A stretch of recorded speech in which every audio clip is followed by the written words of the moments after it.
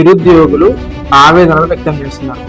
ఇప్పుడున్న గవర్నమెంట్ మా గురించి అసలు ఆలోచించడం లేదు అని ఇంకో రూమర్స్ కూడా ఉన్నాయి. మేము పార్టీ కార్యకర్తల్లాగా మా బుక్స్ ను పక్కన పెట్టి పార్టీ కార్యకర్తల్లాగా కండువాలు కప్పుకొని ఒక పార్టీకి గ్రామ గ్రామాలకు వెళ్ళి బస్సు యాత్రల పేరుతో గ్రామాలలో ప్రచారం చేసినాం. ప్రచారం చేసేటప్పుడు మాత్రం మీరు రండి, మీరు 2 నెలలు బుక్స్ వదిలేసి మా కోసం రండి, మేము ఆ గవర్నమెంట్ వచ్చిన తర్వాత మీకు అన్ని రకాలుగా జాబ్సే కానీ జాబ్ క్యాలెండర్సే కానీ గ్రూప్ ఎగ్జామ్స్ 1:100 రేషియోనే కానీ చేస్తామని చెప్పేసి చెప్పారు కదా. మరి ఇప్పుడు ఎందుకు చేయట్లేదు?